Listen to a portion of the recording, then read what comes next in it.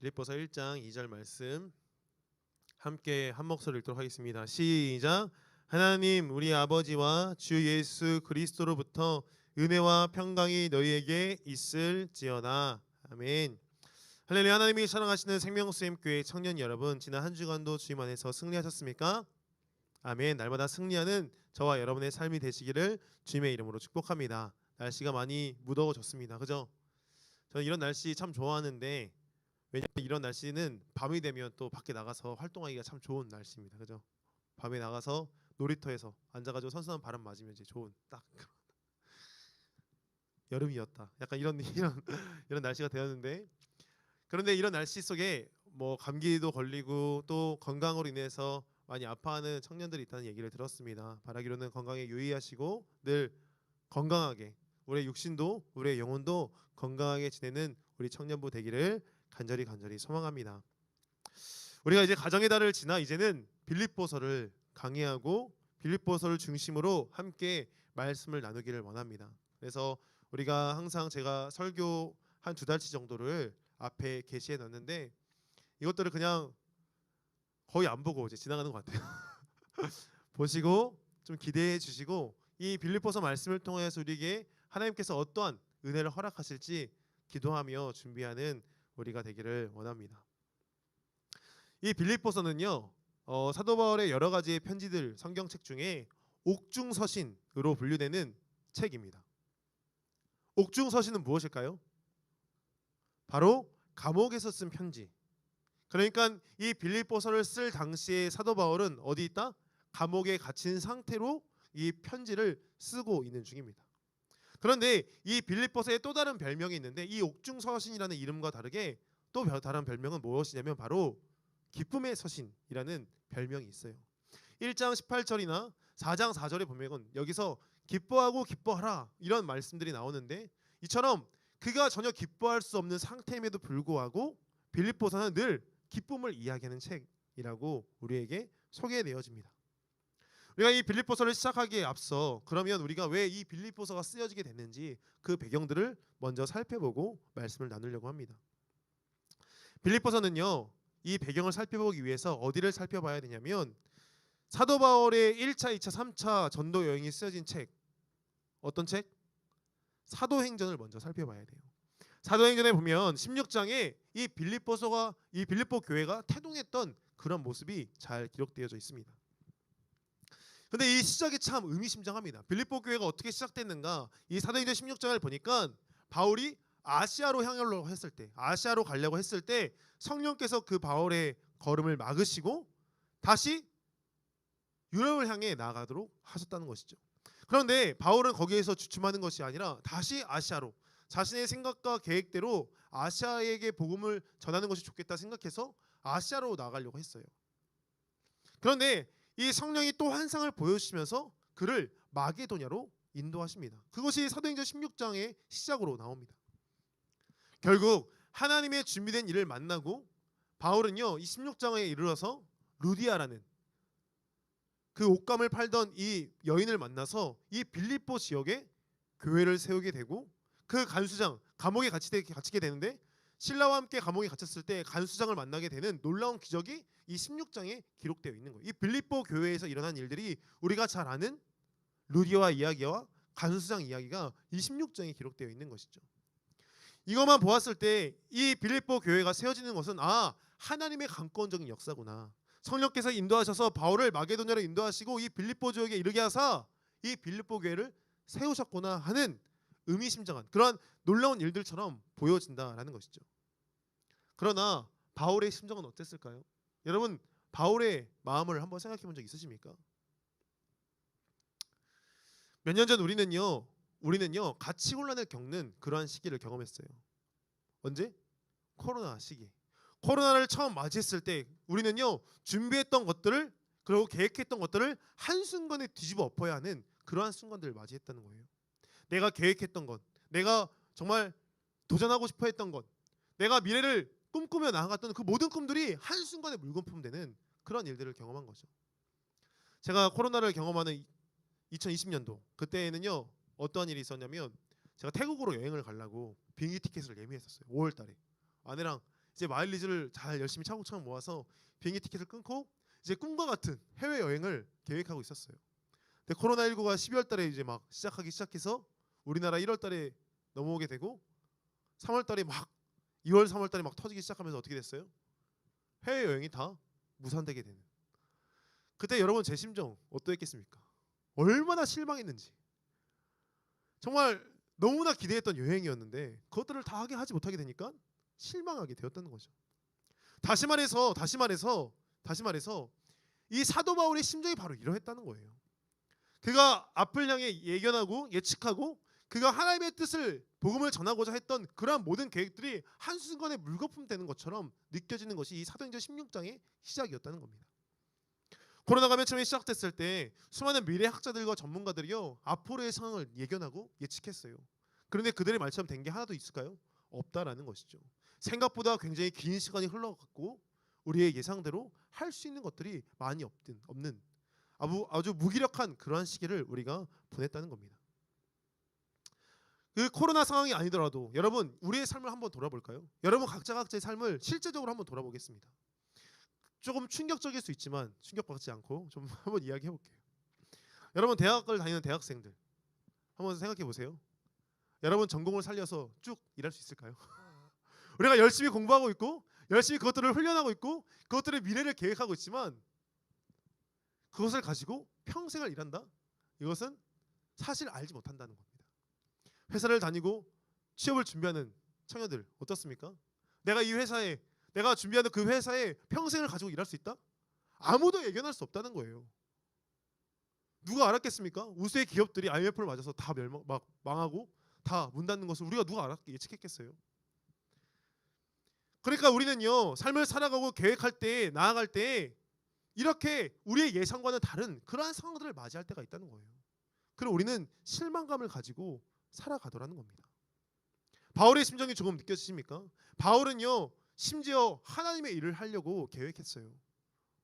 하나님의 복음을 전하기 위해서 아시아로 가려고 했다고요. 그러면 하나님이 바울을 더 잘 도와서 그의 걸음을 잘 인도해야 되는데 어떻게 했어요? 그 걸음을 막으셨다?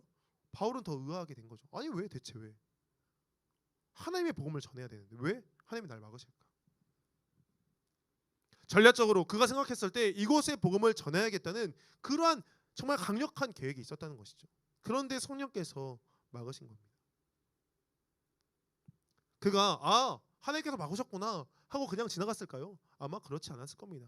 그의 마음 가운데 많은 혼란들과 많은 고민들과 생각들이 그 가운데 막 뒤섞여서 일어났을 거예요. 그리고 거기에서 끝난 것이 아니라 사도행전 16장에 보니까 어떻게 됐다고요? 간수장을 어디서 만나요?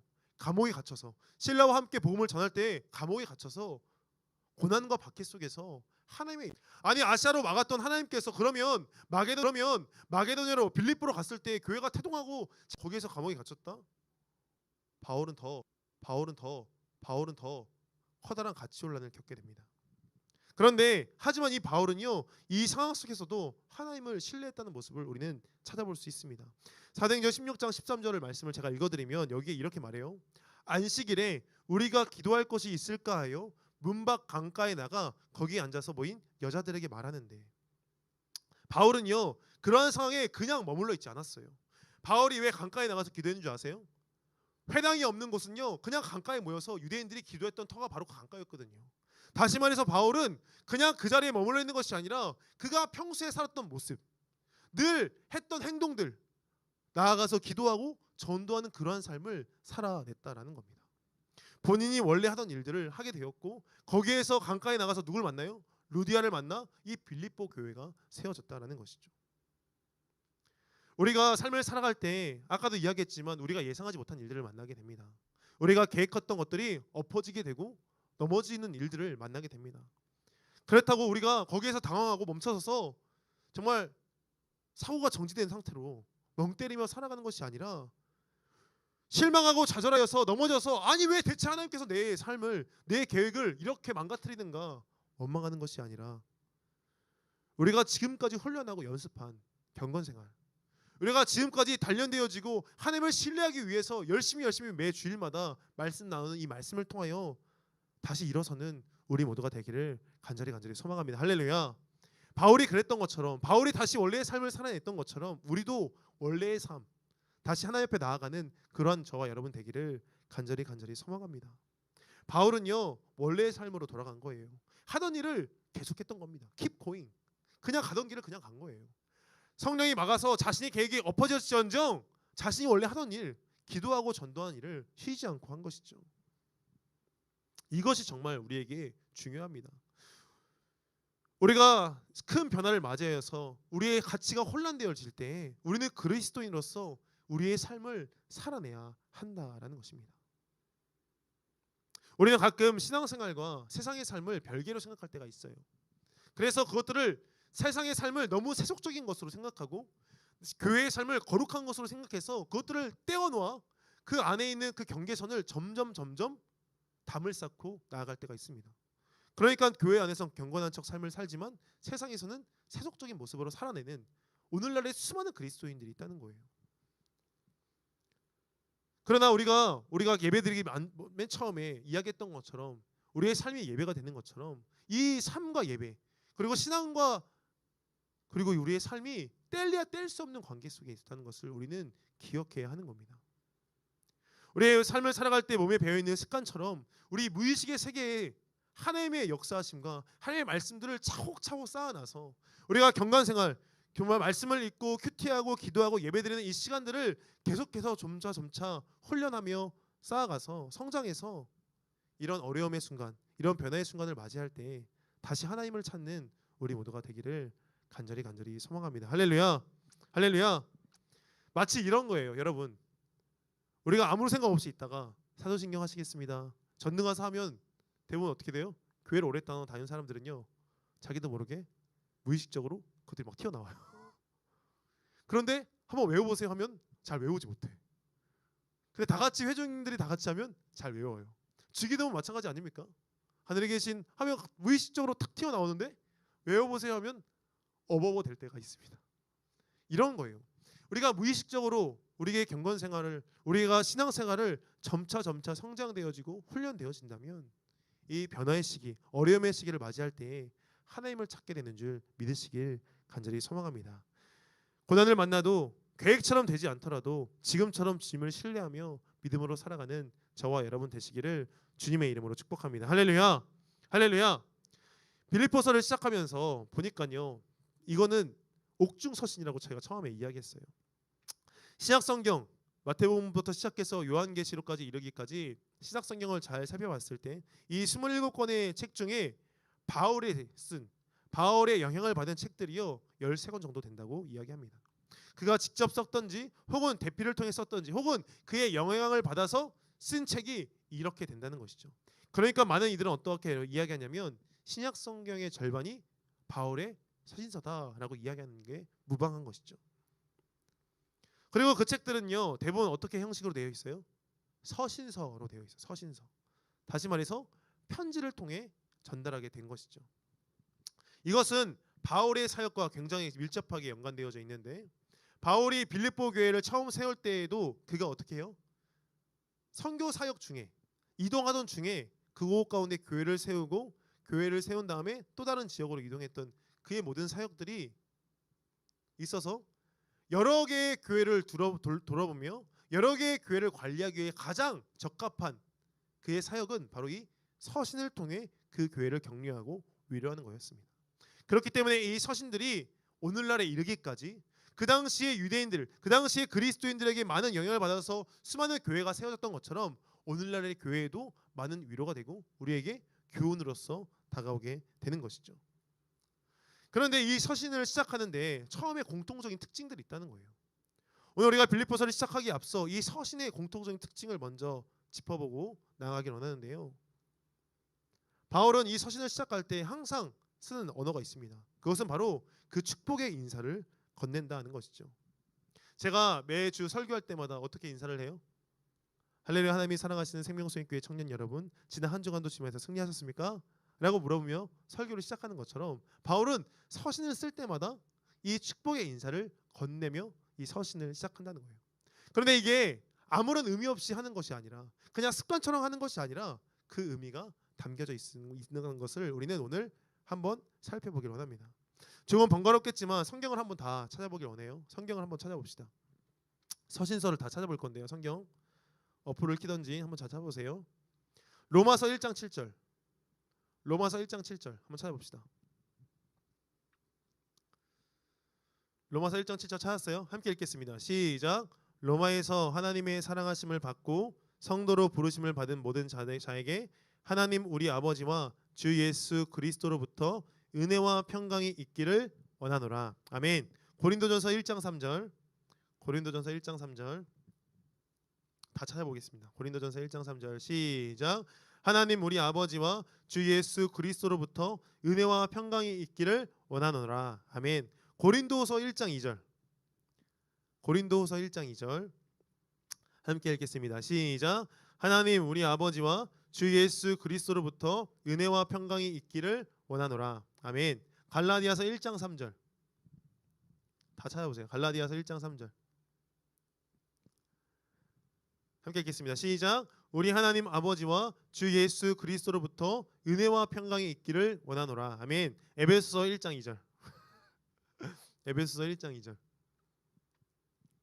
함께 읽겠습니다. 시작. 하나님 우리 아버지와 주 예수 그리스도로부터 은혜와 평강이 너희에게 있을지어다. 아멘. 골로새서 1장 2절 골로새서 1장 2절 시작. 골로새에 있는 성도들 곧 그리스도 안에서 신실한 형제들에게 편지하노니 우리 아버지 하나님으로부터 은혜와 평강이 너희에게 있을지어다. 아멘. 그 다음에 뭐죠? 살전 1장 1절 데살로니가 전서 1장 1절 시작. 바울과 실로아노와 디모데는 하나님 아버지와 주 예수 그리스도 안에 있는 데살로니가인의 교회에 편지하노니 은혜와 평강이 너희에게 있을지어다. 아멘. 데살로니가 후서 1장 2절 후서 1장 2절 시작. 하나님 아버지와 주 예수 그리스도로부터 은혜와 평강이 너희에게 있을지어다. 더 있는데요. 더 안 찾아보겠습니다. 디모데전서, 디모데후서, 디도서, 빌레몬서까지 이 바울의 서신서들의 시작은요 바로 이렇게 축복의 인사로 시작해요. 그럼 여러분 이 가운데 공통된 단어 찾아보셨어요? 어떠한 공통된 단어가 있을까요? 뭐요? 은혜와 평강에 대한 단어를 늘 언급하고 말한다는 거예요. 바울이 그러면 이것들을 중요하게 생각했을까요? 중요하게 생각했을까요? 중요하게 생각한 거죠. 중요하게 생각한 거예요. 바울은요 이 은혜와 평강을 굉장히 중요하게 생각한 겁니다. 그렇기 때문에 그는 항상 축복의 인사를 건넬 때 이 은혜와 평강에 대해 이야기한 것이죠. 기독교의 전통적인 단어들 은혜라든지 십자가, 복음, 축복 뭐 이러한 단어들은요 이상하게도 시간의 흐름에 따라 그 힘이 강해질 때가 있고 약해질 때를 맞이하게 됩니다. 어떨 때는 이단 사설, 이단들의 그 단어를 빼앗겨서 이단들이 그 단어를 쓰기 시작하면 우리가 그 단어를 쓰는 것을 꺼려하는 경우가 있어요. 예를 들면 추수꾼, 성경에 나오는 단어인데도 불구하고 신천지가 쓰기 시작하면서 그 단어를 쓰기가 꺼려지게 됐죠. 무지개 어떻습니까? 동성애자들이 무지개 깃발을 흔들면서부터 언약의 상징이었던 이 무지개를 어느 순간 교회에서 잘 이야기하지 않는 그런 모습들이 있었어요. 이처럼 그 단어가 빼앗긴다든지 혹은 문화의 변화로 인해서 그것들이 강조될 때가 있고 또한 다른 강조된 것들 때문에 약화될 때가 있다는 것을 우리는 경험하게 됩니다. 그러다 보니까 그 안에 담긴 의미를 발견하지 못하고 그냥 어영부영 성경을 읽어낼 때 넘어갈 때가 참 많이 있다는 것이죠. 은혜와 평강이라는 이 단어는요 너무나 흔하게 우리 교회 안에 사용되어서 당연시 치부되었던 타부되었던 그런 단어들 중에 한 가지인 것이죠. 그래서 이것들은 너무나 당연하여서 그 힘이 점점 약해졌다는 것을 우리는 알고 있습니다. 왜냐하면 이 은혜에 대해서 이 평강에 대해서요 많은 설교가들이 아무리 강조하고 또 강조하고 또 강조해도 이것들을 어떻게 해요? 뒤돌아서면 잊어버릴 때가 우리는 많았던 것이죠. 그런데 이것도요 좀 변하게 되었어요. 언제를 맞이해서 코로나19를 맞이하면서 이 단어의 중요성을 다시 한 번 더 강조하게 되는 때가 오늘날 우리의 시대라는 거죠. 우리가 잘 부르는 찬양 뭐가 있어요? 은혜, 은혜. 은혜. 그죠? 이전까지만 해도 이 은혜에 대해서 강조하지 않고 삶을 살던 사람들이 우리가 살아가는 이 평범한 일상이 정말 중요하구나 하는 것을 깨닫고 이것이 은혜인 것을 찬양하기 시작한, 강조하기 시작한, 평범하게 살아가는 이 평강의 일상들이 정말 중요하구나 하는 것을 깨닫게 된 그러한 시기를 우리가 살아가고 있다는 것이죠. 굉장히 고무적인 일입니다. 그러면서 우리가 이 빌립보서를 시작하면서 이 두 가지 단어 은혜와 평강을 더 살펴보고 나가기로 합니다. 은혜를 먼저 살펴볼 때요, 많은 책을 저술한 위대한 신학자 필립 얀시의 책을 보면요, 은혜라는 책이 있어요. 은혜. 이 은혜라는 책을 보면요, 어떠한 이야기로 시작되는데 한 실화 이야기로 시작됩니다. 집도 없고 몸도 병들었으며 찢어지게 가난한 한 창녀가 있었어요. 실화입니다. 그런데 그에게 2살 먹은 딸아이가 하나 있었는데 그가 이 딸아이를 건사할 수 없게 되자 어떻게 결단을 내렸냐면 변태 성욕을 가진 남자들에게 이 딸아이를 넘기기 시작합니다. 소아성애자들에게 이 딸아이를 넘기기 시작한 것이죠. 왜 그렇게 되었느냐라고 그에게 물어보자 그녀가 마약을 하기 위해서는 자신이 밤새 일한 것보다 변태 성욕자들에게 그 딸아이를 넘겼을 때 금전적인 여유가 더 생기기 때문에 어쩔 수 없었다라고 이야기하는 일들이 일어난 게 된 거예요. 그래서 이 사람이 그냥 그것에 대해서 죄책감 없이 살아가는 것이 아니라 죄책감에 사로잡혀서 울면서 한 사람에게 그 이야기를 털어놓게 됐다는 것이 이 은혜라는 책의 시작이었습니다. 그 이야기를 듣던 사람이 그 여인에게 이렇게 이야기해요. 그 창녀에게 교회에 가서 도전을 받고 실제적인 변화, 이제는 그 어려운 삶을 청산하고 올바른 삶을 살 의지는 없었냐라고 물어봅니다. 왜냐하면 그 당시에는 교회가 굉장히 많았고 교회의 힘이 강력한 시대였거든요. 그런데 그녀가 뭐라고 이야기하냐면 충격 어린 표정과 함께 이렇게 이야기합니다. 교회요? 거긴 뭐하러 가요? 안 그래도 충분히 저 스스로 비참한데 가면 그 사람들 때문에 더 비참해질 거예요 라고 고백했다는 것이죠. 제가 앞서 말한 것처럼 우리는요, 은혜를 찬양하고 은혜에 대해 강조하는 시대를 살아가고 있습니다. 어느 때보다도 하나님의 은혜를 중요하게 여기며 살아가는 오늘날 우리의 교회 가운데 정말 은혜가 있을까? 정말 은혜가 있는가 물어본다면 사실 우리는 쉽게 대답하기 어렵습니다. 앞선 이야기에서 그녀가 왜 교회에 가면 비참해진다고 이야기했을까요? 바로 교회에 다니는 사람들이, 그리스도인들이 오랜 신앙을 하다 보니까 은혜보다도 율법이나 도덕적인 잣대를 먼저 드려야 되는 경우가 훨씬 많다는 거죠. 먼저 용서하고 그를 안아주고 위로하는 것에 앞장서기보다 왜 그랬냐, 왜 잘못했냐라고 지적질하고 그녀를 더 비참하게 만드는 일들이 교회를 다니는 수많은 사람들의 모습이라는 겁니다. 그러니까 교회에 대한 이미지는요, 세상 속에서 바라봤을 때 고지식하고 오히려 그들의 높은 수준의 그 벽을 가지고 도덕적인 잣대를 가지고 많은 사람들을 정죄하는 것, 이것이 바로 교회라는 이미지가 많은 사람들 가운데 있다는 겁니다. 서로를 지적하기에 바쁘고 서로를 삿대질하기 바쁘지 위로하는 모습은 찾아보기 어렵다는 것이죠. 세상에 나가 살아가는 청년들에게 물어봐도 교회는 뭐라고 이야기합니까? 폐쇄적이라고 말해요. 폐쇄적. 그들 스스로만 즐거워하고 그들 스스로만 인정해주는 그런 모습이라고 이야기합니다. 조금만 다른 나와의 삶과 다른 모양이 있다면, 우리 교회에서 인정하지 않는 모습을 가지고 있다면 그를 정죄하는 일에 우리 교회는 항상 앞장서 왔다라는 겁니다. 그것들이 모두가 잘못됐다는 이야기가 아니에요. 은혜보다 율법을 앞서는 우리의 습관들이 있음을 인정해야 한다는 것이죠. 우리는 수많은 은혜에 대한 이야기를 들어서 잘 알고 있습니다. 은혜가 무엇입니까, 여러분? 은혜는요, 우리가 값주고 살 수 있는 것이 아니라 오히려 우리의 자격과 공로가 없는 자들이, 죄 많고 흠 많은 자들이요, 하나님께 받은 선물이라는 사실을 우리는 잘 알고 있다는 것이죠. 선물은 지불해야지만 받을 수 있는 것이 아니라 오히려 지불하면 관계가 어색해지는, 그냥 전적으로 은혜로 전적으로 값없이 받는 그러한 상대방에게 받는 것이 바로 은혜라는 사실을 우리는 기억해야 한다는 겁니다. 그렇게 우리는 은혜를 회복하며 나아가야 한다는 것이죠. 사랑하는 생명수님교회 청년 여러분, 은혜를 회복하는 저와 여러분 되기를 간절히 원합니다. 예수께서 어떻게 삶을 사셨는지 우리를 보면요, 우리는 더 은혜에 대해서 어떻게 대해야 되는지 잘 판단할 수 있는데, 예수님은요 어떤 이들에게는 분노하셨고 어떤 이들에게는 긍휼을 베푸신, 은혜를 베푸신 모습들을 볼 수 있어요. 어떻게 하셨습니까? 분노하셨던 이들의 대상을 잘 살펴보니까 그들은요 대부분 권력자였고, 그들은 많은 것들을 가지고 있는 자들이었고, 은혜보다는 율법적인 혹은 도덕적인 혹은 말씀의 권력 앞에, 말씀의 권위 앞에 넘어져야 하는 자들이 있었을 때 예수님은 나아가서 그들에게 분노했고 그들을 가르치셨습니다. 그리고 창녀, 세리, 가난하고 소외된 병자들을 만났을 때 예수님은 어떻게 했어요? 수많은 사람들이 그들을 만나지 말라고 이야기하고 그들을 가로막고 그들과 만나는 것이 옳지 못하다고 이야기했어요. 예수님은 어떻게 했습니까? 오히려 그들을 찾아갔고 만났고 위로하고 은혜를 베푸셨다는 것이죠. 그들에겐 율법보다 은혜가 먼저였기 때문입니다. 누가 은혜가 필요한지, 누가 위로가 필요한지, 누가 말씀이 필요한지를 판단하며 그 마음에 맞게, 그 삶에 맞게 우리는 다가가야 한다는 것입니다. 그런데 우리는 어떠한 모습만 가지고 있어요?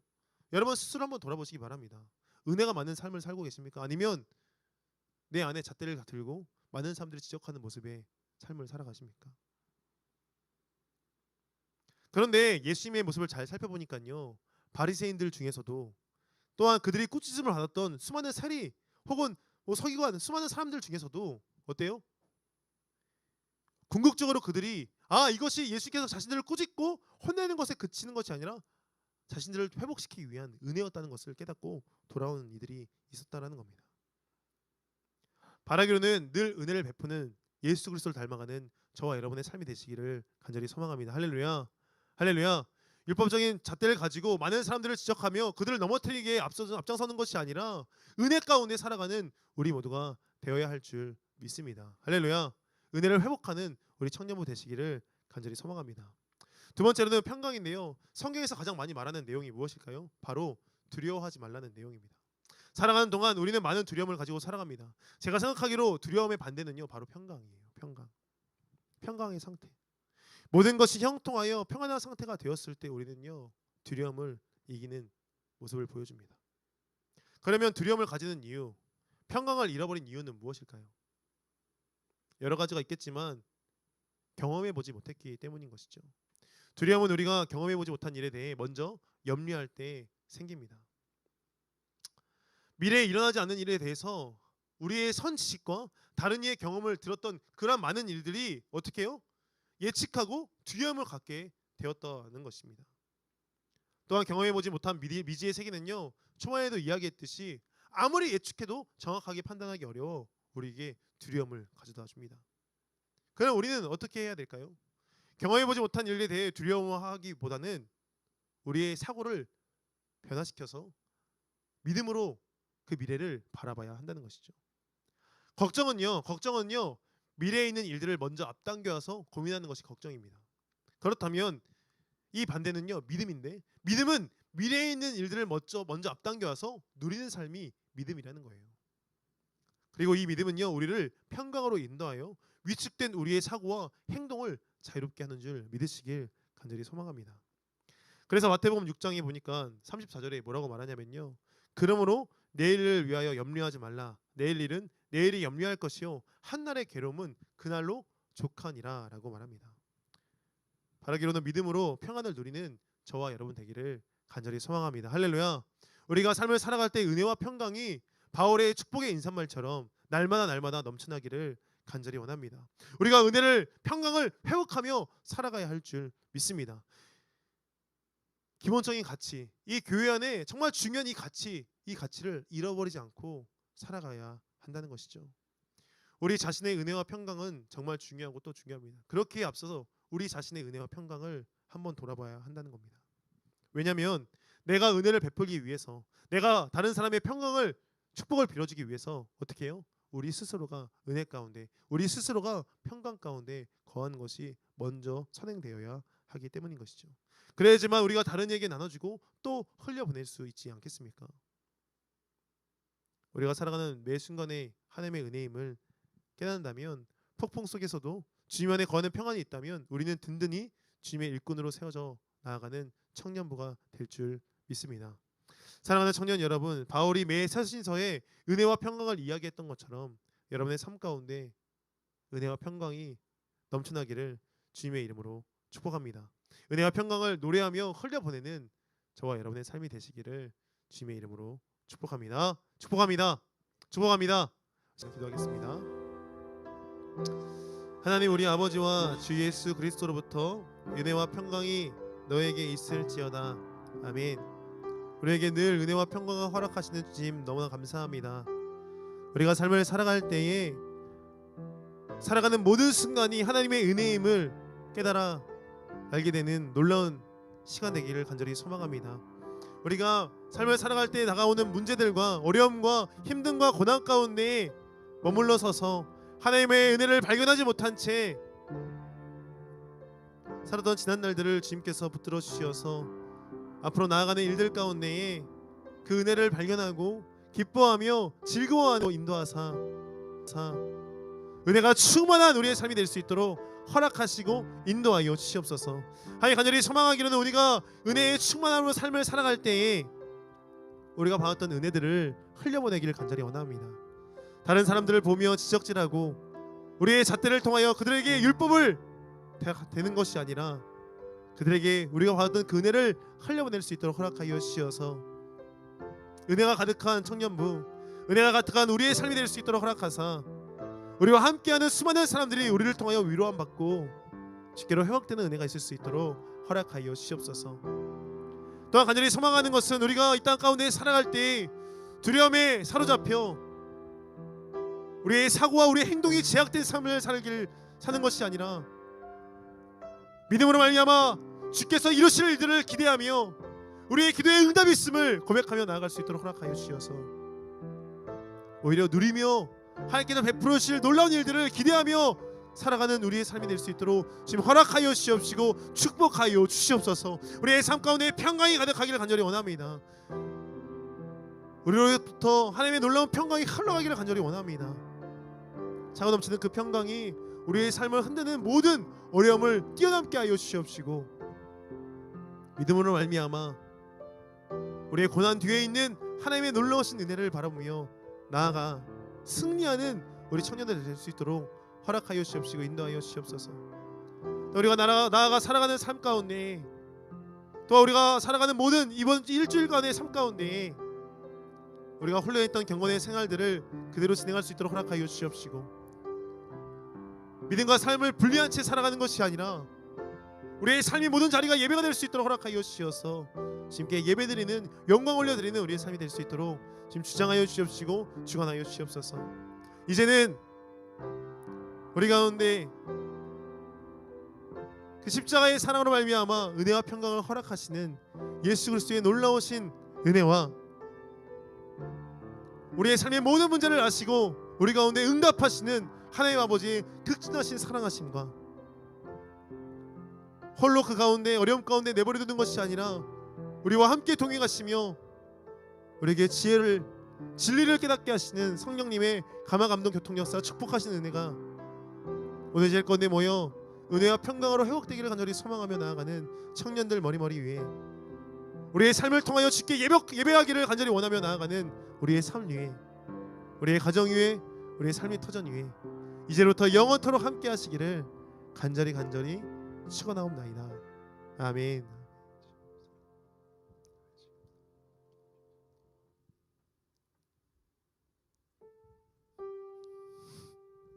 우리 하나님께 영광을 받도록 하겠습니다.